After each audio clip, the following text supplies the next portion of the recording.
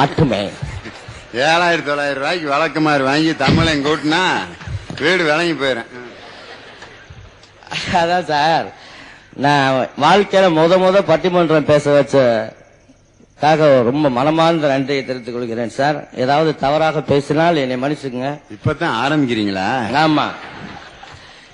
இப்ப குழப்பத்துக்கு ஒரு சின்ன கதை.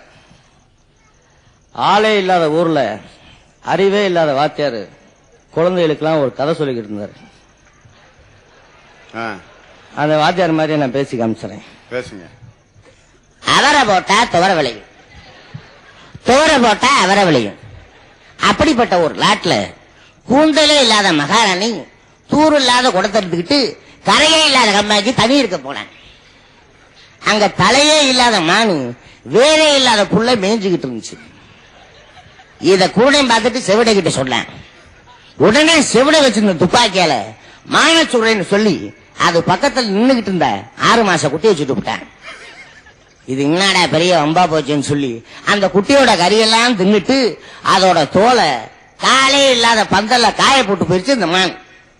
இத பாக்குறதுக்காக ஊர் ஜனமே ஓடி இருக்காங்க. அப்படி ஓட்டேன் காலில் கண்டைங்க வச்சிருக்கேன் முள்ளு. கால் வழியா குத்தி தலைவலியா வெளியே வந்துருச்சு. இதை இழுத்து பாக்குறான், ஒரு பையனாலையும் புடுங்க முடியல. கடைசியா அமெரிக்கா வரைக்கும் போய் படிச்சுட்டு ஒரு டாக்டர்கிட்ட எப்பா இதை புடுங்கினாங்க. நான் இதெல்லாம் பிடிங்கிருக்கேன், இதை பிடுங்க மாட்டேன். அவரு பந்தா வந்து இழுத்து பாக்குறாரு, வரல. கடைசியா ஒரு வைத்தியம் சொன்னார், பாருங்க ஐயா, காஞ்ச இலை காயாதலை, ஓஞ்ச இலை ஓயாதலை, எச்சலை பச்சலை எல்லா இலையும் கைப்படாம பறிச்சு அம்மி படாம அரைச்சு நாக்கு படாம நட்டுக்கிறான்ட்டார். ஏதாவது புரியுதா நடுவர் அவர்களே? புரியலங்க மூர்த்தி அவர்களே. இது மாதிரிதான் குழப்பம் வந்து அப்படி குழப்பமா பேசுறாங்க. இப்ப இந்த செய்தி வந்து நீங்க எதுக்காக நீங்க மகனா மகளா ஒரு குடும்பத்துல வந்து மகிழ்ச்சிய ஏற்படுத்துறது மகனா மகளான்றத நீ எங்க போய் சேரணும்னு நினைக்கிறீங்க? பணக்காரங்களுக்கா? இல்லையே. இல்ல, நடுத்தர குடும்பம், ஏழைகள், இவங்களுக்கு தானே சார். அதாவது நான் வந்து ஒரு நடுத்தர குடும்பம். நீங்க 2 நாளைக்கு முன்னாலதான் சொன்னீங்க என்கிட்ட, இந்த மாதிரி மகளே அப்படின்ற அன்னைக்கு நீ பேச பண்ணோன்னு இந்த குடும்பத்தை கவனிச்சேன். எங்க வீட்டுக்கு எடுத்தாப்புல ஒரு குடும்பம். அதான் கவனிச்சுக்கிட்டு இருக்கீங்கன்னு எனக்கு நல்லா தெரியுமே. தாயாவிலே பழகிட்டு இருக்கோம் சார். அதுல வந்து ஒரு மகன் ஒரு மக, இதுதானே நமக்கு மேட்ரு. அவங்க அப்பா அம்மா இருந்தா என்ன இல்லைன்னா என்ன. அந்த பையனை வந்து முதல்ல கவனிச்சேன். அதாவது பக்தி பழமா இருந்தேன் நான் அன்னைக்கு தான் ரொம்ப. ஏன்னா இந்த மேட்டரை கவனிச்சு ஒரு மகன் எப்படி இருக்கான், மகனா மகளா பாத்துருவோம், அந்த குடும்பத்துக்கு சந்தோஷத்தை ஏற்படுத்துறதுன்னா அன்னைக்கு காலையில இருந்து பாருங்க. காலையில விடியுது ஒரு 5:30 மணி இருக்கும். அப்பதான் நான் யதார்த்தமா எந்திரிச்சு வந்து பாக்குறேன். அப்படியே அந்த ஜன்னலை திறந்து விட்டு இவருக்கு லைட்டுக்கு போக்கஸ், அந்த ஒரு இந்த படிக்கிற லைட் இருக்குல்ல சார், அப்படியே திருப்பிட்டேன். மூஞ்சிக்கு ஃபோக்கஸ் ஆகுது. அப்படி படிச்சுட்டு இருக்காரு. என்னடா இவ்வளவு ஆர்வமா படிக்கிறானே, தங்கமான வேலை, குளிச்சு 90 போட்டிருக்கானே பார்த்தா அதுக்கு ஏத்தாப்புல அவன் ஜன்னலுக்கு கீழே ஒரு பொண்ணு கோலம் போட்டுக்கிட்டு இருக்கு குனிஞ்சு. இத கவனிச்சுக்கிட்டே இருக்கேன். கட் பண்ண அந்த பொண்ணு கோலம் போட்டு போயிருச்சு. அடுத்தது விறுவிறுன்னு வந்தேன். அம்மா நான் பால் வாங்கிட்டு வரேம்மா, பால் பூத்துல வரிசையில நின்று நான் வாங்குறேம்மா அப்படின்னா சரி ரொம்ப அப்படியே போனேன். கட் பண்ண வரிசையில சார் முண்டி அடிச்சுக்கிட்டு போய் பால் வாங்கிட்டு வரேன். அங்க எதுக்குன்றீங்க? ஒரு சைட்டு, அப்படி ஒரு பார்வை.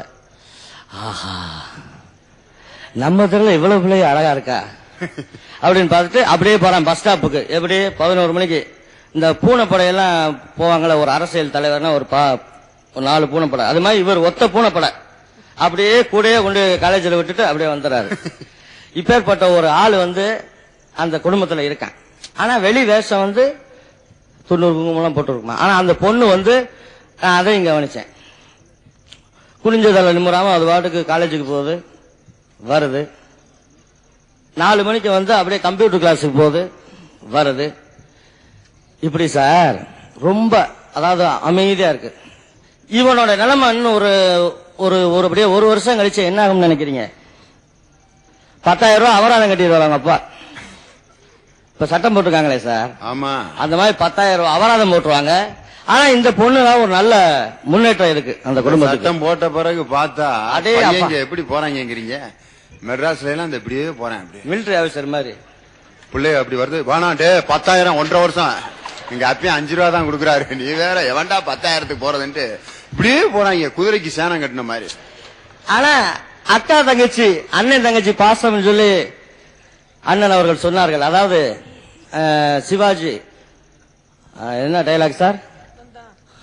ஆனந்தா ஆனந்தா என் கண்ணையே ஒப்படைக்கிறேன். அது நீ எதுக்கு சொன்னார்னா, அந்த குடும்பத்துல அந்த சிவாஜி அவ்வளவு உயர்வு அடைவதற்கு காரணம் வந்து அந்த சாவித்திரின்ற ஒரு தங்கச்சி கேரக்டர் வந்து அவ்வளவு செல்வத்தை சேர்த்து வச்சு கொடுத்தாங்க.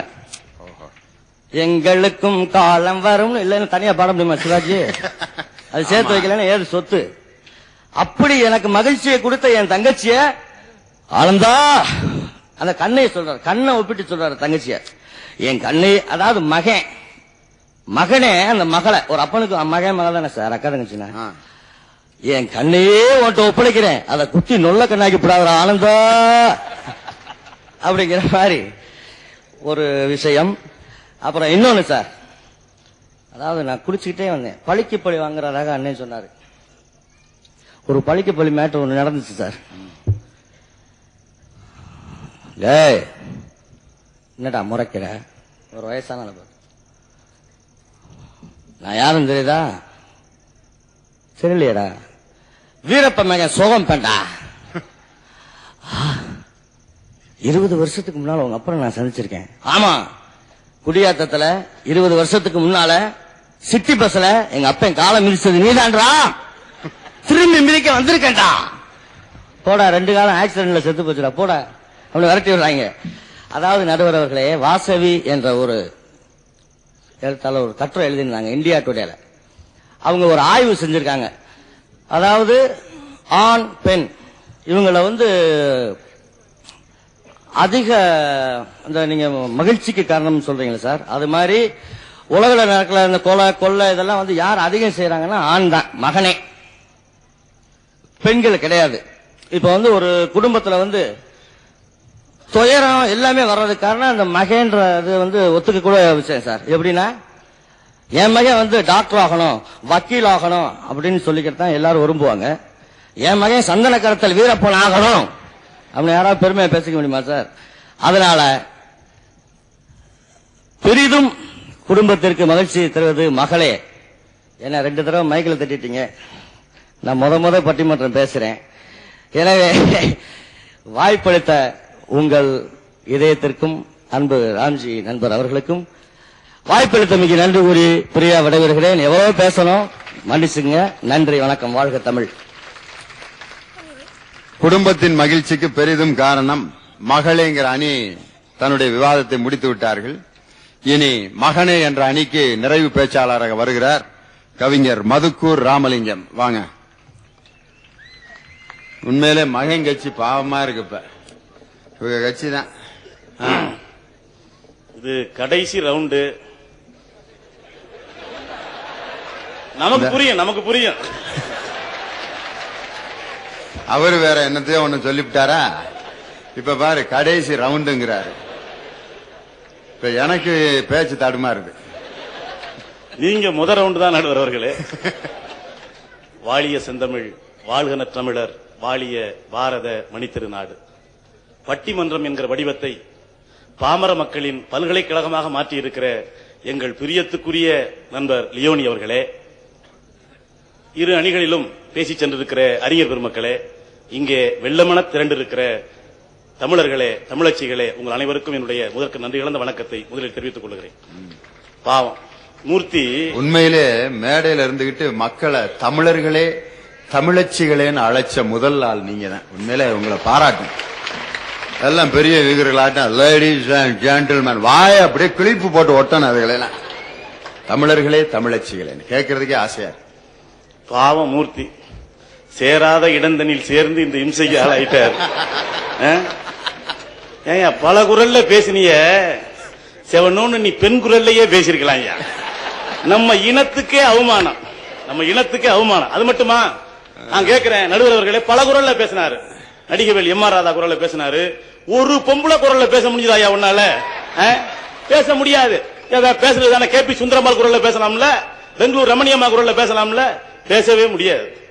அதான் ஆண்களுடைய குரலுக்கு இருக்கிற கம்பீரம். நீங்க பல குரல்ல பேசினாலும் எங்க குரல்ல தான். அவர் அங்க இருந்தாலும் நம்ம ஆளுதான். ஒற்றர் படையை அனுப்பி வச்சிருக்கோம்.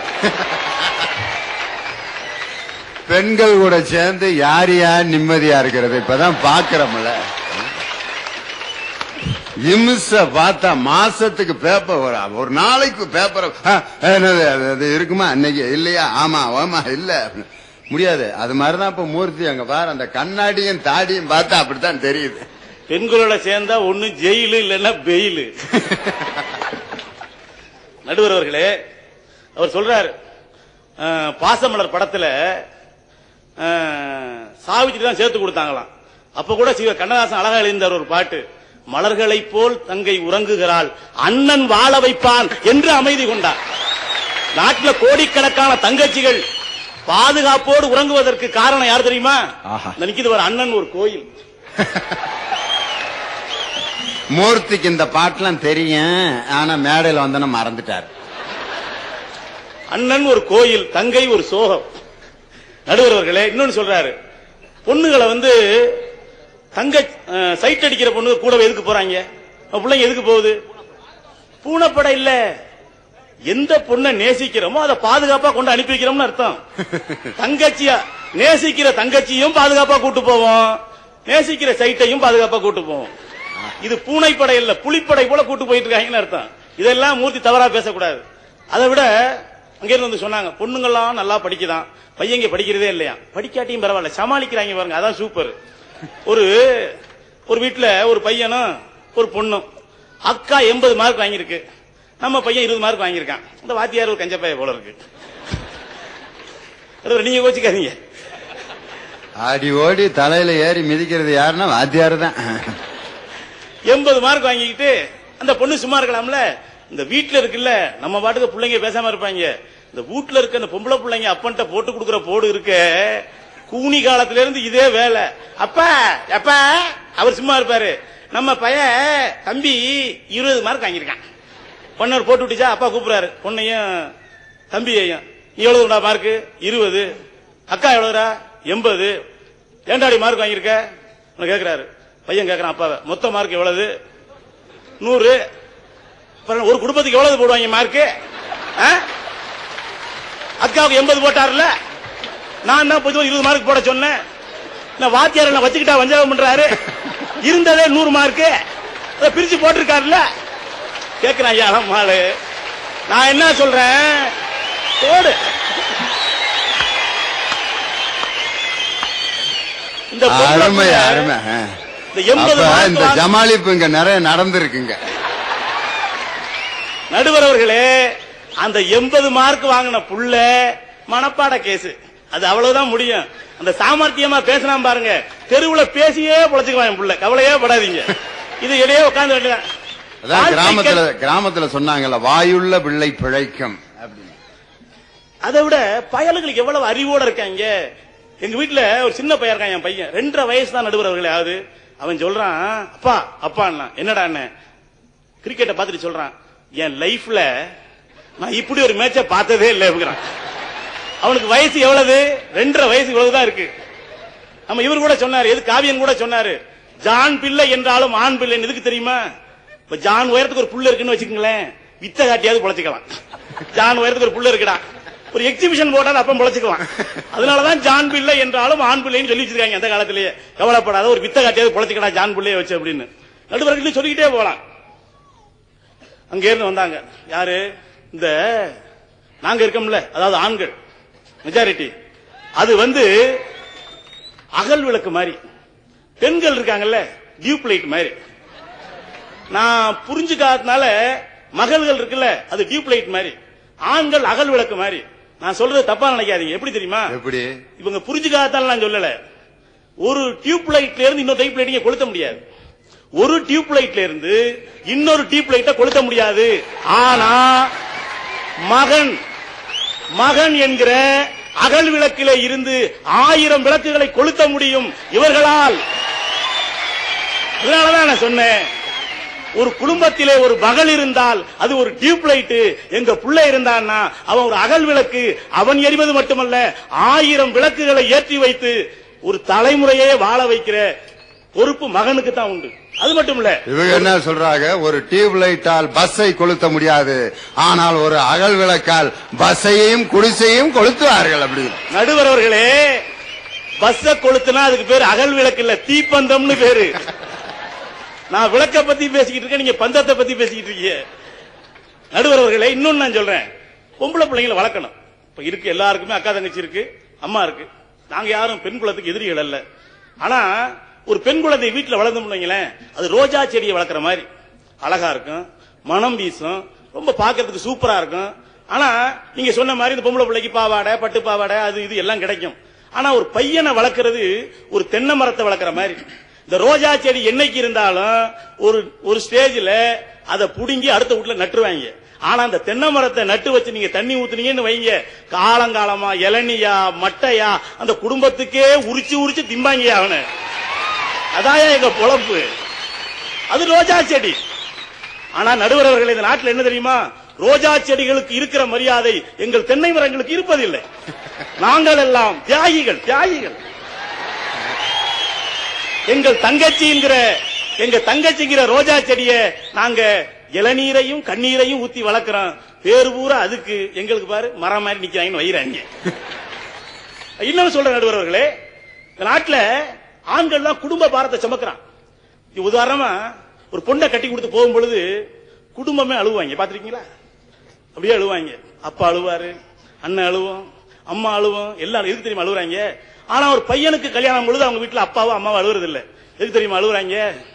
18 வருஷமா இருந்து எங்க வீட்டுல இம்சை பண்ணிச்சுரா, இன்னையோட எங்க அழுவே முடிஞ்சது, இன்னையில இருந்து உங்களுக்கு பிடிச்சதுரா சனிய. அதுக்காகத்தான் கடைசியா கூடி அழுகுறாங்க. இங்க இருந்தே நம்மளை இப்படி மொட்டை அடிச்சாலே அங்க போற ஆள அவங்களை என்ன பாடுபடுத்த போறாளோ, இப்படி நினைச்சுதான் கடைசியா அழுகுறாங்க. இந்த அழுகைக்கு இப்படி ஒரு அர்த்தம் இருக்கிறது. அது அழுகையே அல்ல, ஆனந்த கண்ணீர். இன்னையோட முடிஞ்சிச்சுரா கதைன்னு அழுகுறாங்க. நடுவர் இன்னும் சொல்லிக்கிட்டே போலாம். அதாவது நீங்க கூட அதெல்லாம் அதுக்குள்ள அதிகமா சொல்ல விரும்பல. பெண்களுக்கு எல்லாமே ஏதாவது வந்துடக்கூடாது. சினிமாவில் கூட எங்க பையங்க வந்தாங்க என்ன பண்ணுவாங்க, அதிகபட்சம் இந்த முடியை ஏத்து வாங்கி இறக்குவாங்க, அவ்வளவுதான். போட்டா ஒரு அப்பாஸ் வெட்டு, இல்லன்னா வேற ஏதோ ஒரு வெட்டு. இந்த நம்ம விஷயம் கூட தலைக்கு மேலதான். ஆனா அந்த பெண்கள் பாத்தீங்கன்னா திடீர்னு பார்த்தா நதியா கொண்ட, குஷ்பு பொட்டு, சரோஜா தேவி சேலை, உங்க சொந்த சேலை என்னாச்சு, அங்க போய் கடை வாங்குறீங்க? எதுக்கு எடுத்தாலும் ஒட்டு பொட்டு. நடுவர் அவர்களை எந்த அளவுக்குன்னா, ஒரு இடத்துல ஒரு பஸ் நின்னுச்சு. நம்ம ஊர்ல ஒரு பழக்கம் உண்டு, பஸ் ஆள் ஏற மாட்டாங்க, கையில கிடைக்கிறது உள்ள போடுறது. ஒருத்தன் பேனாவை போடுறான், ஒருத்தன் செருப்பை போடுறான், அவன் கையில கிடைக்கிறத போடுவாங்க. ஒரு ஆள் டிரைவர் சீட்லயே கொண்டு துண்டை போடுறான். ஒரு நாளைக்கு நின்றுட்டு ஓட்டுனே, நாங்க ஒரு நாளைக்கு நீ டெய்லி உட்காந்துக்கிற, இன்னைக்கு நின்றுட்டு வா, இப்படி துண்டெல்லாம் போட்டாங்க. இப்படி போட்டுக்கிட்டு இருக்கும்போது ஒரு அம்மா வேகமா ஓடியாச்சு புருஷனை கூப்பிட்டுக்கிட்டு. கையில பார்த்தா அந்த அம்மாவுக்கு போடுறதுக்கு எதுவுமே இல்லை. என்ன பண்ணிச்சு திடீர்னு பாத்தீங்கன்னா, நடுவர்கள் நம்ப மாட்டீங்க, கொண்டையை கழட்டி உள்ள வச்சிருச்சு. அப்பதான் நான் நினைச்சேன், இது தெரிஞ்சா நம்ம ஒரு கொண்டையை போட்டு வந்திருக்கலாம் போல் இருக்கடா. எல்லாமே ஒட்டு போட்டு சவரி கொண்ட, இப்படியா ஒரு போலிக்குள்ளேயே வாழ்ந்துகிட்டு இருக்காங்க. இந்த நாட்டில் பல கிரீம் எதுக்கு விக்குது, பல கிரீமும் விக்குது. அந்த பெண்களுக்கு ஒரு கருப்பா இருந்துடக்கூடாது. உடனே பக்கத்து வீட்டுல ஒரு லந்து அடிச்சு அந்த பொண்ணு நோக அடிச்சு, அது பார்த்தா எப்பா எப்பா அந்த கிரீமை வாங்கிட்டு வாப்பா, ஒரு 2 கிலோ வாங்கிட்டு வாப்பா, பூச்சி தேய்ச்சுவான். அதெல்லாம் இருக்கிற கருப்புக்கு 2-3 கிலோ வாங்கணும். உடனே வாங்கி போடும், போட்டு இல்ல இருந்த கலரும் போய் பழைய கலரும் போய் ஒரு புது கலர் நான் என்ன கேட்கிறேன்னா, ஒரு கிரீம் பலது விற்கிறாங்க, பூரிக்கும் சிவப்பழகு அப்படின்னு. இவங்க என்ன சொல்லணும் அந்த பெண்கள், ஐயா இந்த கிரீமை நாங்க போடுறது இருக்கட்டும், நம்முடைய தென்னாப்பிரிக்கா நெல்சன் மண்டேலா இருக்காரு, அவருக்கு அனுப்பு, அவர் போட்டு சிகப்பாயிட்டாருன்னு வை, கிளின்டன் மாதிரி, அப்புறம் நாங்க போறோம்னு சொல்லணும்ல. எதுக்கு எடுத்தாலும் போலியான நாகரிகத்தில் விழுகிறதே பெண்கள் தான். ஆனா மகன் அப்படி இல்ல. ஒரு குடும்பத்துல கூட சொன்ன எங்களுடைய அணித்தலைவர் நந்தால கூட சொன்னாரு, கொல்லி வைக்கிறதுக்கு பையன் எதுக்கு தெரியுமா தேடுறாங்க, பொண்ணு எப்ப தெரியுமா வரும், அவங்க ஏதாவது பீராயலாமா, என்னத்தை அமுக்கலாம், பாத்துக்கிட்டே வர்றது. ஆனா பையனுக்கு அப்பன் செத்து போயிட்டான்னா இம்சை ஆரம்பம்னு அர்த்தம். நடுவர் அவர்களே, இன்னொரு விஷயம், பையனை குடும்பத்துல புறக்கணிக்கிறாங்க தொடர்ந்து. ஆனா பெண்ணுக்கு தான் எல்லாம் சீராட்டி பாராட்டி வளர்த்தாலும் அது இன்னொரு வீட்டுக்கு போற பொண்ணு தான். ஆனா அந்த குடும்பத்தினுடைய கஷ்ட நஷ்டத்தை முழுதாக தன்னுடைய தோள்களிலே தாங்குவது நிச்சயமாக மகன் தான். ஏன்னு தெரியுமா? நீங்க ஒண்ணு கேளுங்க, நான் ஒண்ணே ஒண்ணு சொல்றேன். எங்க அப்பா ஒரு 10,000 ரூபாய் கடனை வச்சுட்டு செத்து போயிட்டாருன்னு வைங்க, எங்க அக்காவை போய் கேட்பாங்க, என்னதான் போட்டு இன்சா பண்ணுவாங்க. இதுல ஒண்ணு இருந்து தெரியலையா? குடும்பத்தினுடைய மகிழ்ச்சியும் இல்ல. மகிழ்ச்சி இருந்தா மகளுக்கு, மகிழ்ச்சி இல்ல சோகம்னு வச்சுங்களேன், பூரா நமக்கு தான், மகனுக்கு தான். நடுவர் அவர்களே, நீங்க நல்ல நடுவர். அதனால இல்ல நீங்க நல்ல நடுவர், நல்ல மகன். எனவே இந்த குடும்ப பாரத்தை தூக்கி தூக்கி எங்களுக்கு வேற என்ன விருது தர போறீங்க? இந்த தங்கச்சிகளால் பாதிக்கப்பட்ட, அம்மாக்களால் பாதிக்கப்பட்ட இவர்களுக்கு என்ன விருதும் யாரும் தரப்போவதில்லை. எனவே இந்த ஒரு நல்ல மகன் என்கிற விருதையாவது நீங்கள் தர வேண்டும். இப்படி விருது கொடுத்தால் வருகாலத்தில் நீங்கள் ஜனாதிபதியாகலாம் என்று சொல்லிக்கொண்டு, இந்தியாவிலே கோடானு கோடி வஞ்சிக்கப்பட்ட இளைஞர்களின் சார்பாக கேட்கிறேன், நல்ல தீர்ப்பு தாருங்கள். வணக்கம். குடும்பத்தின் மகிழ்ச்சிக்கு பெரிதும் காரணம் மகனா மகளாங்கிற பட்டிமன்றத்துக்கு இப்பொழுது தீர்ப்பு சொல்ல வேண்டிய ஒரு கொடுமையான நிலைமை எனக்கு. எங்கிட்டு சொன்னாலும் எனக்கு இம்சை உறுதி. அதான். ஆனா நீங்க உட்கார்ந்து இந்த குடியேற்றம் நகரில் ரசித்த ரசனை இருக்க, உண்மையிலேயே பல ஊர்களில் நாங்க பட்டிமன்றம் நடத்தியிருக்கோம். ஆனா இந்த நேரத்திலும் இவ்வளவு அருமையான ரசனையை தொடர்ந்து செலுத்திக் கொண்டிருக்கக்கூடிய அற்புதமான ரசிகர்களை இந்த குடியேற்றம் நகரில் தான் நாங்கள் பெற்றிருக்கிறோம் என்பதை ரொம்ப மகிழ்ச்சியா சொல்றோம். 10 மணிக்கு பட்டிமன்றம் கேட்டுக்கிட்டு அதை மகிழ்ச்சியா வரவேற்கிறது மாதிரி ஒரு கொடுமை உலகத்துல வேற எதுவும் கிடையாது. 10 மணிக்கு. ஏன்னா இது சனிக்கிழமை, நாளைக்கு ஒரு லீவு நாள், போய் ஒரு காய்கறியை வாங்கி சமைச்சு அப்படி இருக்க வேண்டிய நேரத்தில் இப்ப உட்காந்து 10 மணிக்கு இந்த பேச்சு அவசியம் கேட்கணுமா? என்ன அப்படின்னா, நம்ம குடும்பத்துல வரக்கூடிய பிரச்சனையை அடிப்படையாக வைத்த ஒரு தலைப்பு. உண்மையில நான் ஆரம்பத்துல ஒரு வார்த்தை சொன்னேங்கிறதுக்காக ஒருத்தர் கூட எந்திரிச்சு போகாம, ஒருத்தர் எந்திரிச்சு போறாரு, சொல்லிட்டு போறாரு 5 மணிக்கு வந்தேன் அப்படின்ட்டு சொல்லிட்டு போறாரு. உண்மையில வகுப்புல தான் இங்கன்னா, இங்கேயும் இதை ஒரு பெரிய பல்கலைக்கழகமா தான் நான் நினைக்கிறேன். இங்கேயும் சொல்லிட்டு போறாரு. அதனாலதான் நான் இவங்க பதுமனார் ஐயாட்டையும் ஏஜி ஆறுமுக ஐயாட்டையும் கேட்கல, எவ்வளவு நேரங்கயா நாங்க நடத்துறது. ஏன்னா இந்த கேள்வியை ஒரு ஊர்ல கேட்டதுக்கு அந்த ஊர் தலைவர் ஒரு பதில் சொன்னாரு, ஐயா நாங்க எவ்வளவு நேரம் பட்டிமன்றம் நடத்துறது.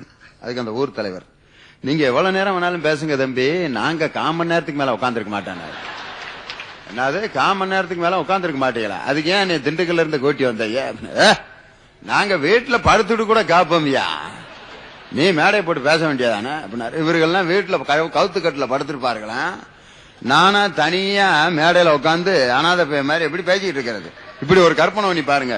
யாருமே இல்ல, நீங்க நான் மட்டும் தனியா இந்த இத்தனை டியூப் லைட்டுகளுக்கு மத்தியில பேசிக்கிட்டு இருந்தா தூரத்துல நிக்கிறாள் என்ன நினைப்பேன்? யாரு பெத்த பிள்ளையோ மேடை போட்டு பிச்சை எடுத்துக்கிட்டு பாவம், போய் ஒரு 4 நாள் போட்டு வாங்க பாவத்தை, இப்படி புதுசா ஆரம்பிச்சிட்டாங்களா இப்ப தொழில அப்படின்ட்டு என் மேல சந்தேகப்படுவாங்க.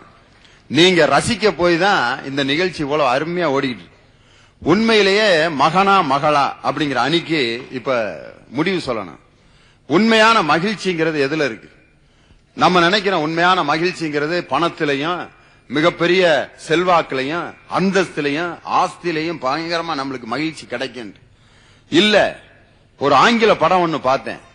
என்ன அப்படின்னு சொன்னா, அதுல ஒரு தங்க மீன் ஒரு தண்ணி தொட்டிக்குள்ள அப்படியே ஜாலியா விளையாண்டுகிட்டு, இங்கிட்டு ஓடுது அங்கிட்டு ஓடுது, அப்படியே அதை ஒரு 5 நிமிஷம் காட்டுறான். இப்படி குதிக்குது அப்படி குதிக்குது, அப்படி அப்படி அப்படின்னு ஒரு எச்சி துப்பிட்டு அப்படி ஓடுது, அப்படி என்னத்தையோ சாப்பிடுது, அழகா காட்டுறான். அடுத்து எதை காட்டுறான்னா, இந்த பக்கம் ஒரு கருப்பு பூனை அப்படியே கொடூரம் அப்படி வாயை வச்சுக்கிட்டு அந்த மீனவே பாக்குது, அப்படியே அதை அப்படியே காட்டுறான். அப்படியே வருது. உட்காந்து பாக்குறவன் என்ன நினைப்பேன்? ரைட்டு, மீனுக்கு தான் கடைசி சேனு, அவ்வளவுதான், பூனை மீனை சாப்பிட போகுது அப்படின்னு நினைப்பான். ஆனா அந்த படத்துல எப்படி எடுத்தான் தெரியுமா? அப்படியே அந்த பூனை பயங்கரமா பக்கத்துல வருது, அந்த மீன் அந்த பூனைக்கு தகுந்த மாதிரி அப்படியே அப்படியே இங்கிட்ட அங்கிட்ட அந்த மீனை அப்படியே தொட்டு தொட்டு பாக்குது. தண்ணிக்குள்ள அப்படி இறங்க முடியல அதால. அந்த மீன் ஆசையா துள்ளிக்கிட்டு இருந்த மீன் திடீர்னு தவறி தரையில விழுந்து அப்படியே துடிக்குது. அந்த பூனை அப்படியே பக்கத்துல போய் அப்படியே வாயை பார்த்துட்டு அந்த மீனை அப்படி கையில எடுத்து தொட்டிக்குள்ள போட்டு வர்ற மாதிரி அந்த காட்சியை முடிச்சிருப்பாரு அந்த டைரக்டர். காரணம் என்னன்னா இது வந்து சாதாரணமா இது நம்ப முடியாத காட்சியா இருக்கலாம். என்னடா இது இப்படி வாழ்க்கையில நடக்குமான். உண்மையிலேயே அந்த மாதிரி ஒரு விட்டு கொடுக்கும் மனப்பான்மை எந்த குடும்பத்துல இருக்குதோ அந்த குடும்பத்துல மகிழ்ச்சி நிலவும். காரணம் என்ன அப்படின்னு சொன்னா, ஒரு அண்ணன் தம்பி இருக்கும் பொழுது அண்ணனுக்கு இப்படி போயிருச்சே அப்படின்ட்டு வேதனை அங்க ஒரு தம்பி அடைய ஆரம்பிச்சிட்டாலே அந்த குடும்பத்தினுடைய மகிழ்ச்சி குறைஞ்சிருது. தங்கச்சிக்கு இவ்வளவு செலவா அப்படின்னு ஒரு அண்ணன் நினைச்சிட்டாலே அந்த குடும்பத்துல மகிழ்ச்சி குறைஞ்சிரும். அண்ணனுக்கு இவ்வளவு சொத்தா அப்படின்னு தங்கச்சி நினைக்கும் போதே அந்த குடும்பத்தினுடைய மகிழ்ச்சி குறைய ஆரம்பிச்சிருச்சுன்னு அர்த்தம். இந்த மாதிரி தான், இதுக்கு பேர் தான் விட்டு கொடுக்கும் மனப்பான்மை. இதுல யார் அதிகமா விஞ்சின்னு இருக்கிறது, மகனா மகளா? பேசணும். குடும்பம்னா என்ன அப்படின்னா, நல்ல மனைவி, நல்ல பிள்ளை, நல்ல குடும்பம், தெய்வீகம். தொடங்கும் போதே எதை வச்சு தொடங்குறான்னா, நல்ல மனைவி, நல்ல பிள்ளை, அதுக்கடுத்து நல்ல குடும்பம், தெய்வீகம். அந்த இடத்துல ஆம்பளைக்கு வேலை எல்லாம் போச்சு. நல்ல ஆண், நல்ல புருஷன் தேவையில்லை. நல்ல மனைவி, நல்ல பிள்ளை, நல்ல குடும்பம், தெய்வீகம் ஏன் சொன்னா அப்படின்னா, அந்த மனைவியும் அந்த குழந்தைகளும் தான் அந்த குடும்பத்தினுடைய மகிழ்ச்சிக்கு அடிப்படை அப்படின்னு. உண்மையிலே ஒரு நாட்டு அரசியல்வாதி குடும்பத்தை ஒருத்தன் நல்லா நேசிச்சான்னா அவன் கண்டிப்பா நாட்டையும் நேசிப்பான். நல்ல குடும்ப தலைவனா இருக்கவன் தான் ஒரு நாட்டுக்கும் தலைவனா இருக்க முடியும். நான் குடும்பத்தை நேசிக்கல, என்னுடைய பிள்ளைகளையெல்லாம் நான் அனாதையா விட்டேன்னா அவன் கண்டிப்பா நாட்டையும் அனாதையா விட போறான்னு அர்த்தம். ஒரு நல்ல குடும்ப தலைவன் கண்டிப்பாக ஒரு நாட்டுக்கு நல்ல தலைவனா இருக்க முடியும். இது வந்து சாமியார்களுக்கான தலைப்பு கிடையாது. காரணம் அவங்களுக்கு இதுக்கும் சம்பந்தமே இல்ல. நீங்க நினைக்கலாம் நம்மளை விட அதுகளுக்கு தான் பிள்ளைய ஜாஸ்தின்ட்டு. இல்ல, அது அப்படிப்பட்ட சாமியார்களை நான் சொல்லல. காரணம் என்னன்னா, இது நல்ல குடும்பத்தில் பிள்ளைகளை பெற்ற ஒரு குடும்பத்தினர் ரசிக்க வேண்டிய ஒரு தலைப்பு. மகனா மகளான். ஒரு கோயிலுக்கு குடும்பத்தோட ஒருத்தர் போறார். அவங்க வீட்டுல 2 ஆம்பளை பிள்ளை, ஒரு பையன், 2 பொம்பளை பிள்ளை, ஒரு பையன். மூத்தது 2 பொம்பளை பிள்ளை, கல்யாணம் ஆகாத நிலைமையில இருக்கு. கடைசி தம்பி குடும்பத்தோட கோயிலுக்கு போறார். அந்த கோயிலுக்கு போற காட்சி எப்படி இருக்கு? அவருடைய அப்பனுடைய கவனம் பூரா யார் மேல இருக்குன்னு தெரியுமா? அந்த பொம்பளை பிள்ளை எங்க போகுது, பஸ்ல அப்படி ஏறும்போது அந்த பொம்பளை பிள்ளையிலே தான் அப்படி தேடுவாரு. ரைட், இடம் கிடைச்சிருச்சா, இருக்கட்டும், எங்கப்பா, ஓரத்துல உட்காரு. இடம் கிடைக்கலன்னு வச்சுக்கோங்க அந்த பொம்பளை பிள்ளைகளுக்கு. அந்த அப்பா நிம்மதியா அந்த பஸ்ல பயணம் போக முடியும்னு நினைக்கிறீங்க? ஸ்டாண்டிங்ல நிக்குதுங்க. யார் பக்கத்துல போறான், என்ன செய்யறான், அவர் டிரைவர் பிரேக் போட்டோன்னு இப்படியே பாப்பாரு, பிள்ளை எங்கிட்டு சாயுது, மேல உழுது, இந்த பயல எப்படி செய்யறானு. அந்த நேரத்துல ஒருத்தன் கை அந்த பொண்ணு மேல பட்டுச்சுன்னா அந்த அப்பனோ கூட இருக்கிற அண்ணனும் தன்னுடைய தங்கச்சி மேல இப்படி ஒருத்தன் இப்படி கைய போடுறான். அவ்வளவுதான். எங்க இருந்து அந்த ரத்தம் கொதிக்கும்னு தெரியல. சாதாரண கோழைக்கு கூட தன் தங்கையின் மீது ஒருவனுடைய விரல் பட்டோன்னு அப்படியே பாஞ்சுவான். ஏய் ஆடுறாவன், ஏய் இங்க பார் அப்படின்னா அவன் இப்படித்தான் இருப்பான். தட்டுனா உடஞ்சி சாம்பார்ல விழுந்துருவான். ஆனா தன் தங்கையின் மீது மற்றவனுடைய விரல் படுவதை சகித்துக் கொள்ள முடியாத அப்பனும் மகனும் ஏன் இப்படி பதறாங்க? ஆனா அதே நேரத்தில் அந்த கூட வந்த தம்பி எங்கிட்டாவது ஒரு மூலையில நின்றுகிட்டு பஸ்ல வந்துகிட்டு இருப்பான். அவன் அவங்க அப்பா தேட மாட்டார். காரணம் என்ன? அந்த பெண் எப்படி நடந்து கொள்கிறதோ அதை வச்சுதான் அந்த குடும்பத்தினுடைய மானம் தீர்மானிக்கப்படுகிறது. ஒரு ஆம்பளை போய் திருடிட்டு வந்தா கூட அவன் என்னையா ஆம்பளை போய் அதை திருடிட்டான், எல்லாம் சரியாயிரும் அப்படின்னு ஏற்றுக்கொள்ளக்கூடிய சமுதாயம் ஆயிருச்சு. ஆனா இன்னைக்கு ஒரு பெண் அப்படி இருக்க முடியல. காரணம் என்ன அப்படின்னு சொன்னா, ஒரு பெண்ணுக்கு இன்னைக்கு போடப்படுகின்ற அந்த கட்டுப்பாடு. ஒரு சினிமாவுக்கு பெண்களை கூட்டிட்டு போயிட்டு அந்த அப்பா நிம்மதியா இடம் கிடைக்கிற வரைக்கும் அவர் வர்றது அதுகளை வரிசையா உட்கார வச்சு இந்த பக்கமா ஆம்பளை இல்லாம இந்த பக்கமா ஆம்பளம் இல்லாத ஒரு இடத்தை தேர்ந்தெடுத்து உட்கார வைக்கணும். பின்னாலேயே ஆம்பளை போய் இருக்கக்கூடாது, முன்னாலேயும் பின்னால இருந்தா தான் ரொம்ப வேதனை. அவர் பாக்குறாரு இப்படி உட்காந்துருக்காங்க, பொம்பளை பிள்ளைல உட்கார வச்சிருக்கான். அவர் நிம்மதியா சினிமா பாப்பாரு நினைக்கிறீங்க? படம் ஓடிட்டு இருக்கா, அவர் இருந்தா இப்படியே தான் பாத்துட்டு இருப்பாரு. பிள்ளைய நிம்மதியா படம் பாத்துக்கிட்டு இருக்குதுங்களா? ஏய்யா, ஒரு வயசு பெண்ணுன்னு சொன்ன உடனே அத வயிற்றுல நெருப்ப கட்டிக்கிட்டு இருக்க மாதிரி சொன்னது இந்த சமுதாயத்துக்கு பொருத்தம். காரணம், ஒரு ஆண் பிறப்பிட்டு வாழ்க்கையை தொடங்கும் பொழுதே அவனுக்கு எல்லா விதமான சுதந்திரமும் இருக்கு. வளரும் போதே சொல்றான், எனக்கு ஒரு வாரிசு பிறந்துட்டான்டா. யாரு? ஆம்பளை பிறந்தோன்னு ஒரு பிச்சை எடுத்துக்கிட்டு இருக்காரு. அவரு சொல்றாரு, எனக்கு ஒரு வாரிசு பிறந்து விட்டான். எதுக்கு? கூட சேர்ந்து பிச்சை எடுக்கிறது. ஒரு ஆம்பளை பிள்ளை பிறந்த ஒரு பிச்சைக்காரர் அப்பா அலைகிறாரு, எனக்கு வாரிசு பிறந்து விட்டார். அவர் இந்த இப்படியே சொரிஞ்சுக்கிட்டே இப்படியே 5 காசு 10 காசு வாங்கிட்டு இருக்காரு. அவரு சந்தோஷப்படுறாரு, வாரிசு பிறந்துட்டார். பொருளாதாரத்தை அடிப்படையாக வைத்து அப்பனையும் அம்மாவையும் இன்னைக்கு மகன் நேசிக்கிறான். ஆனா ஒரு பெண் எப்படி இருக்கிறா அப்படின்னு சொன்னா, ஒரு உதாரணம், நாக்கு பாருங்க, அந்த 32 பல்லுக்கு இடையில எவ்வளவு சாமர்த்தியமா தன்னுடைய பணியை செஞ்சுட்டு இருக்கு தெரியுமா? ஒரு பெண் இத்தனை தடை. ஒரு 15 வயசு ஆனோடனே அந்த பெண்ணுக்கு எத்தனை விதமான கட்டுப்பாடுகள். அங்க போகாத, இங்க போகாத, இங்க பார், ஒழுங்கா பார் சாலை நல்லா போடு, இங்க பார் முடிய விளக்கு, அங்க போ, அங்க போ, பயில வர்றாங்க, அங்கிட்டு போ, இங்கிட்டு பா, டேய், டேய், டேய். அந்த பொண்ணு இப்படியே தான் போக வேண்டியது. ஒரு கல்யாண வீட்டுல அந்த பொண்ணு கூட்டிட்டு போயிருந்தாருன்னா அந்த பொண்ணு எங்க போகுதுன்னு அம்மாவும் அப்பாவும் கவனிச்சுக்கிட்டே இருப்பாங்க. அந்த போகுது, அந்த சாப்பாடுல அங்க நிக்கிறாளா, யாரு கூட பேசிட்டு இருக்கா, கூட நிக்கிறது யாரு யாரு யாரு யாரு அவன் யாரு, அவன் யாருன்னு விசாரிடி பயப்புறாரு. அந்த பெண் மேலேயே கவனம் இருக்கு. இத்தனை கட்டுப்பாடுகளுக்கு மத்தியில தான் ஒரு பெண் தன்னுடைய வாழ்க்கையை கொண்டு போக வேண்டியிருக்கு. எப்படின்னா அந்த 32 பல்லுக்கு இடையில அந்த நாக்கு எவ்வளவு சிரமப்பட்டு தன்னுடைய வேலையை செஞ்சுட்டு இருக்கு. கறி திம்பான், கரெக்டா கறியை லெப்ட் சைடு ஒதுக்கும். ஏன்னா அங்கிட்டு தான் பல்லு இருக்கு, இங்கிட்டு ஓட்ட பல்லா இருக்கு. லெப்ட்ல கறி, ரைட்ல சோறு. அதுல அந்த மீன் சாப்பிடும் போது ஒரு முள்ளு எங்கனையாவது மாட்டுச்சுன்னா அந்த முள்ளை எடுக்கிறதுக்கு அப்படியே எடுத்து கரெக்டா நுனி நாக்குல கொண்டு வந்து அதை எடுத்து அப்படி கீழே போடுறேன். அந்த நாக்கு எவ்வளவு விவரமா வேலை செய்யுது. ஒரு கல்லு சோத்துல மாட்டிடுச்சா எங்க அந்த கல் அதை எடுக்கிறத நீங்க கொஞ்ச நேரம் யோசனை பண்ணி பாருங்க. இங்கிட்டு போய் அங்கிட்டு போய் எங்கனையோ சிக்கிருக்கு அப்படின்னு தேடி அந்த சோத்துக்கு இடையில இருக்க கல்லை எடுத்து கரெக்டா அப்படி வெளியே தூக்கி எறியுது. ஆனா சில சமயத்துல அந்த நாக்கு பல்லுல கடிபட்டு ரத்தம் வரும். எப்ப தெரியுமா? கேனத்தனமா சோறுங்க போது எங்கிட்ட அப்படியே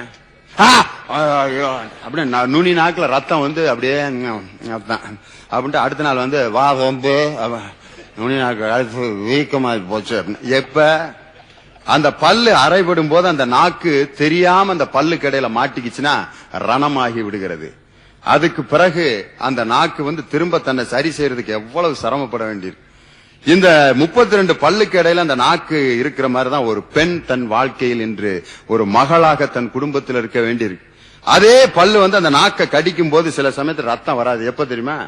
ஒரு ஆசையா எதையாவது ஒண்ணு பார்க்கும்போது, மகிழ்ச்சியா இருக்கும்போது ஆஹா அப்படிங்கும்போது ரத்தம் வர மாட்டேங்குது. ஏன்னா அந்த பல்லுக்கு தெரியும் இதுக்கு மேல கடிச்சா அதுக்கு வலிக்கும் அப்படின்ட்டு. கரெக்டா ஒரு பெண்ணை வந்து இப்படித்தான் நம்ம வந்து ஒரு சமுதாயத்திலையும் வீட்டிலையும் இப்படிதான் நம்ம பயன்படுத்தணும். அதுகளை ஒரு குறிப்பிட்ட வரம்புக்கு மீறி அவர்களிடமிருந்து மகிழ்ச்சியையோ வருமானத்தையோ எதிர்பார்ப்பது அவருடைய வசதிக்கு அவருடைய வரம்பிற்கு அப்பாற்பட்ட செயல். ஒரு ஆம்பளை எங்க வேணாலும் போய் சம்பாரிச்சுட்டு வருவான், எங்க வேணாலும் போவான், என்ன வேணாலும் செய்வான், எந்த வேலை செய்து வேணாலும் அவன் குடும்பத்துக்கு வருமானத்தை ஈட்ட முடியும். ஆனால் ஒரு பெண் இத்தனை தடைகளுக்கு மத்தியிலும் இன்று இந்தியாவினுடைய மானத்தை அந்த ஆசிய விளையாட்டு போட்டியில் இத்தனை தடைகளை மீறி ஒரு பெண் தான் முதல் தங்கப் பதக்கத்தை இந்திய நாட்டுக்கு வாங்கி கொடுத்திருக்கிறாள். அதை நம்ம யோசிக்கணும். இதற்கு முன்னாலும் தங்க மங்கை அப்படின்னு சொன்னது நமது உஷா. அந்த மாதிரி இவ்வளவு தடைகளுக்கு மீறி ஒரு பெண்ணால எப்படி சாதனை புரிய முடியுது? அதுதான் அவர்களிடம் கொடுக்கப்பட்ட அந்த மனப்பக்குவம். ஆனா ஆண்களுக்கு அப்படி இல்ல. இயற்கையிலேயே அந்த காலத்திலிருந்து அவர்களுக்கு சுதந்திரம் வழங்கப்பட்டிருந்தது ஒரு மகனுக்கு வீட்டுல. ஆனால் ஒரு மகள் இத்தனை தடைகளையும் மீறி ஒரு குடும்பத்தினுடைய மகிழ்ச்சியை அந்த இன்னொரு குடும்பத்துக்கு போனதுக்கு பிற்பாடும் இந்த குடும்பத்தில் இருக்கக்கூடிய அந்த வறுமையை இங்க வந்து சொல்லாம காப்பாற்றும். புகுந்த வீட்டுல ரொம்ப கஷ்டப்படுற ஃபேமிலியா இருக்கேன். இந்த பிறந்த வீட்டுக்கு வந்த பிற்பாடு அப்பா கேட்பாரு எப்படிமா இருக்காரு உங்க வீட்டுக்காரரு, மாமனார் மாமியார் எல்லாம் எப்படி இருக்காங்க? ஆனா அது பெரிய புடுங்கு பார்ட்டியா இருக்கான். ஆனா அந்த பொண்ணு என்ன சொல்லும் தெரியுமா? ரொம்ப நல்லவங்கப்பா, என்னை ரொம்ப நல்லா வச்சுக்கிறாங்கப்பான்னு சொல்லும் போதே கண்ணெல்லாம் கலங்கும். அதெல்லாம் அப்படி தொடச்சுக்கிட்டு பிறந்த வீட்டின் மானத்தையும் புகுந்த வீட்டின் மானத்தையும் ஒரு 32 பற்களுக்கு இடையில் இருக்கக்கூடிய அந்த நாக்கை போல சாமர்த்தியமாக இன்று குடும்பத்தின் மகிழ்ச்சிக்கு மகனை விட ஒரு மகள்தான் மகிழ்ச்சிக்கு அடிப்படையாக காரணமாக அமைந்திருக்கிறாள் என்பதை தீர்ப்பாக சொல்லி உங்களிடமிருந்து விடைபெறுகிறேன். நன்றி, வணக்கம்.